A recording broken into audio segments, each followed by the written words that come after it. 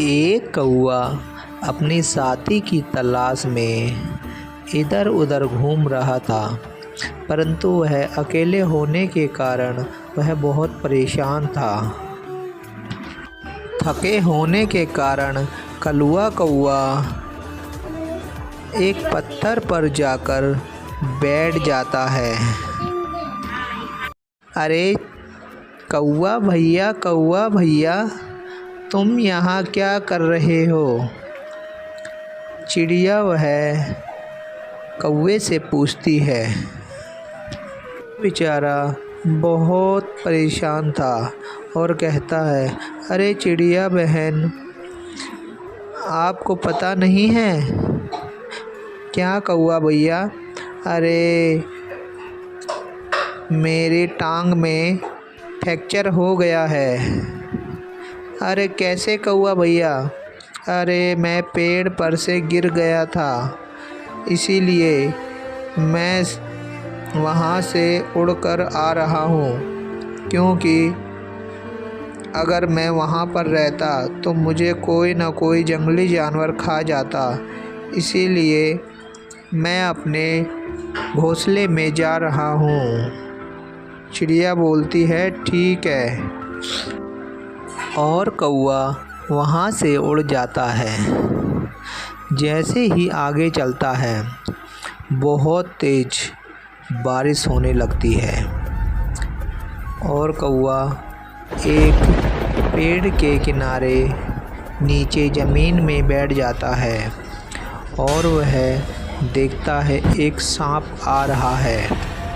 वह क्योंकि उसके पैर में चोट थी, इसीलिए वह बड़ी मुश्किल से वहाँ से आया था और वह बारिश होने की वजह से अब वह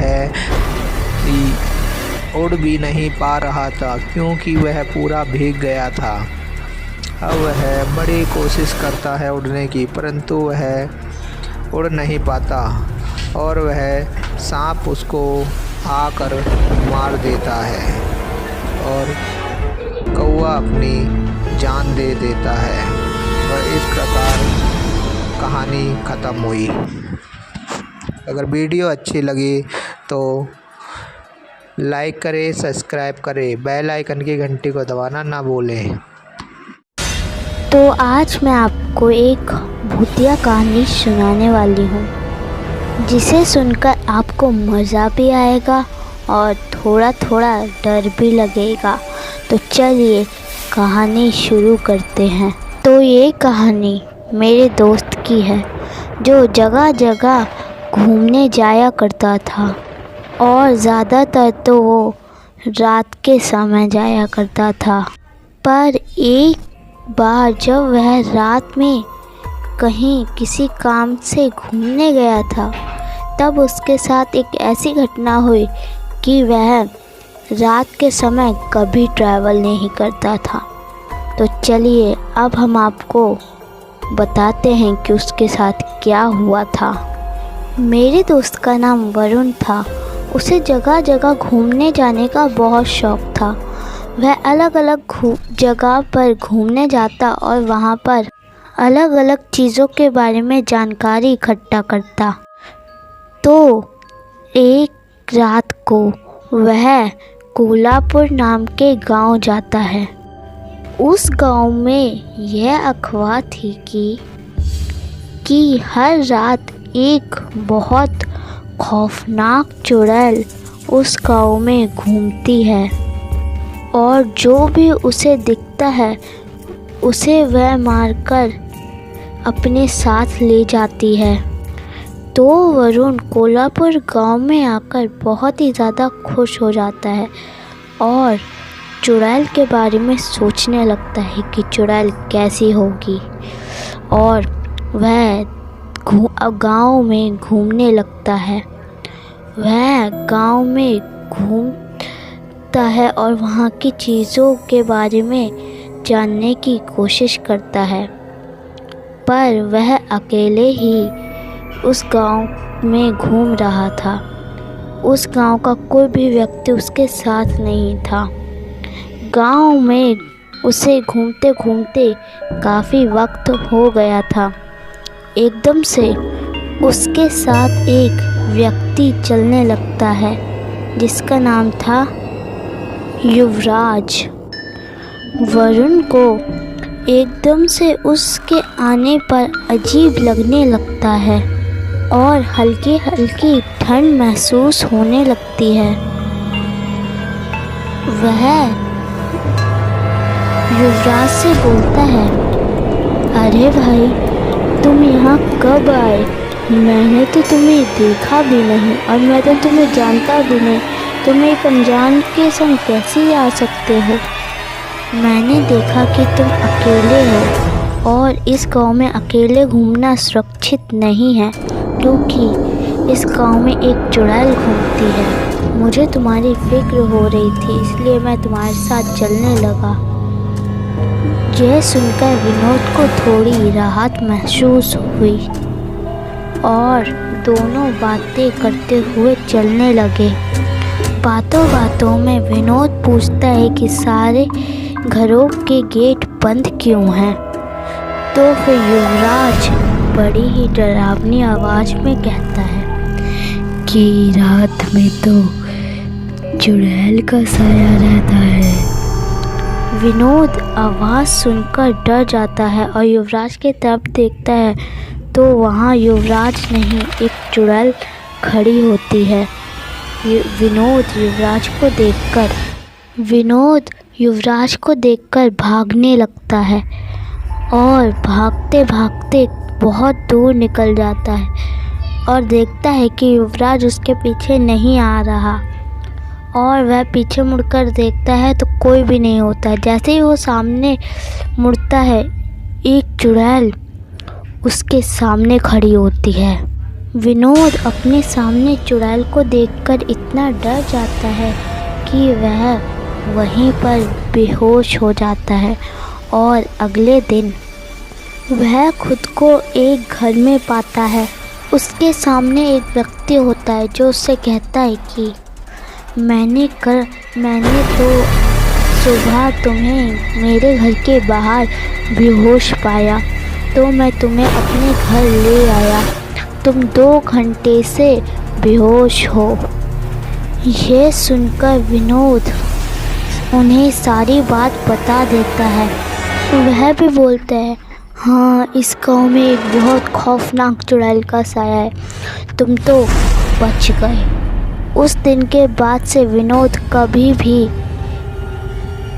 रात में कहीं घूमने नहीं जाता। तो बताइए, आज की कहानी आपको कैसी लगी? डरावनी थी ना? तो मेरे वीडियो को लाइक कर दीजिए, चैनल को सब्सक्राइब करना मत भूलना। जंगल में शेर रहता था। वह किसी भी जानवर का शिकार कर लेता था। वह सभी जानवर उसको देखकर डर कर भागने लगते थे। मज़ा आ गया, वाह क्या मज़ा आ गया, अपनी भूख तो मिट गई है। चलो अब सोने का वक्त हो गया है, अब मुझे सोना चाहिए, मेरा पेट तो भर गया है। वह आराम से जाकर पेड़ों की छाया में सो जाता है। तभी अचानक वहाँ पर एक मच्छर आ जाता है और वह शेर के ऊपर मंडराने लगता है। शेर मच्छर से दुखी होकर आगे बढ़ जाता है। अरे मच्छरों ने तो परेशान कर रखा है। अब मैं ऐसा करता हूँ, यहाँ आराम से सो जाता हूँ।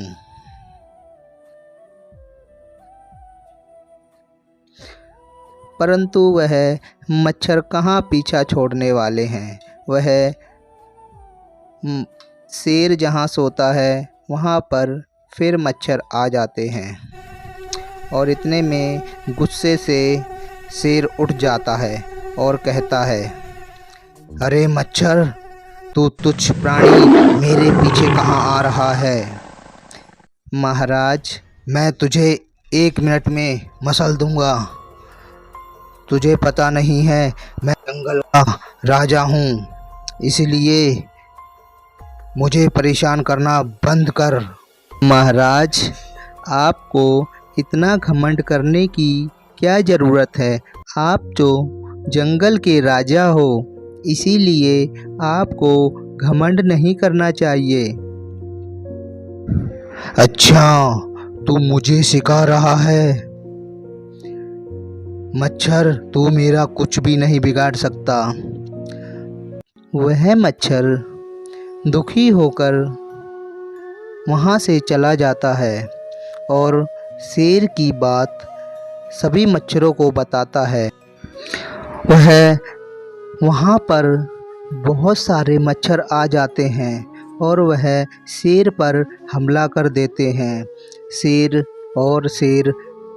गरजने लगता है और वह इधर उधर भागने लगता है और मच्छरों से कहता है, अरे मुझे माफ़ कर दो, मुझे घमंड नहीं करना चाहिए था, मैं अपनी गलती मानता हूँ।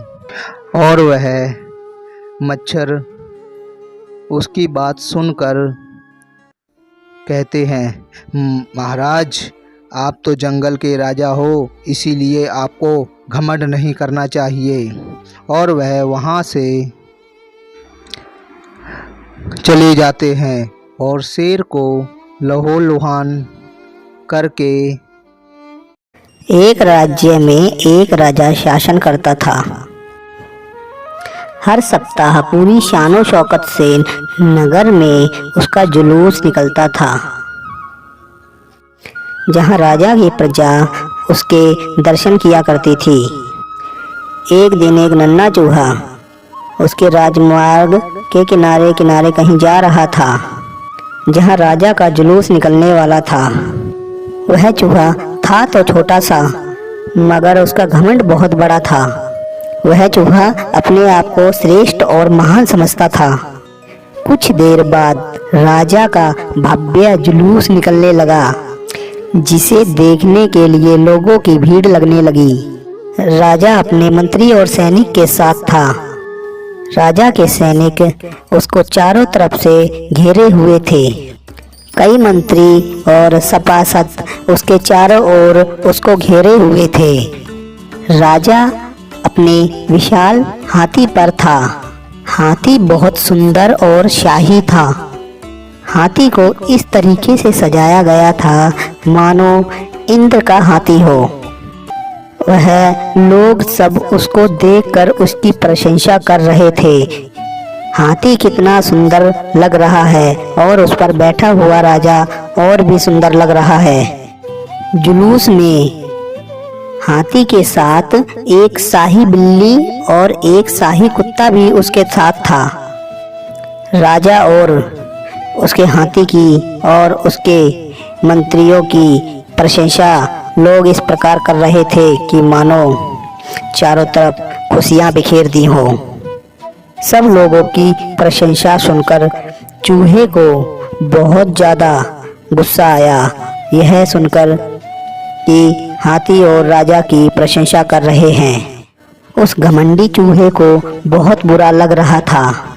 वह हाथी को गौर से देखने लगा, फिर सोचने लगा, इस हाथी में ऐसी क्या खास बात है जो मुझ में नहीं। चूहा सोचने लगा, मैं भी हाथी जैसा ही तो हूँ। मेरे पास भी 2 आँखें, 2 कान, 2 नाक और 4 पैर हैं। फिर भी इस हाथी की इतनी प्रशंसा क्यों? उसके विशाल शरीर के कारण या उसकी लंबी सूंड के कारण, छोटे छोटे आँखों के कारण या झुर्रीदार चमड़ी के कारण? किस कारण? एक बार तुम लोग मुझे भी देख लो, उस हाथी को तुम लोग भूल जाओगे। मैं हाथी से ज़्यादा महान हूँ। चूहा ये सब सोच ही रहा था कि अचानक शाही बिल्ली की चूहे पर नज़र पड़ गई। चूहे को देखकर बिल्ली की लार टपक गई। जुलूस छोड़कर चूहे के पीछे पड़ गई। फिर क्या था, चूहा अपनी प्रशंसा और महानता भुलाकर दुम दबाकर भागने लगा। भागते भागते हाथी के सामने आ गया। आगे बढ़ते हुए हाथी ने उस पिद्दी से चूहे को देखा तक नहीं और अपना विशाल पैर उठा लिया। चूहा हाथी के पैर से कुचलने ही वाला था, पर चूहे ने अपने आप को किसी तरीके से बचा लिया। वहाँ से बचा तो उसके सामने शाही कुत्ता उसके सामने था, जो चूहे को देखकर गुर्राया और चूहा अपनी जान बचाकर वहाँ से भागा जहाँ से राजा की सवारी जा रही थी। उस मार्ग में एक बिल था और चूहा जाकर उसमें घुस गया। चूहे का सारा घमंड उतर चुका था। चूहे को समझ में आ चुका था कि मैं इतना श्रेष्ठ और महान नहीं हूँ। किसी से रूप रंग की समानता हमें महान नहीं बनाती, महान हमारे गुण और कार्य बनाते हैं।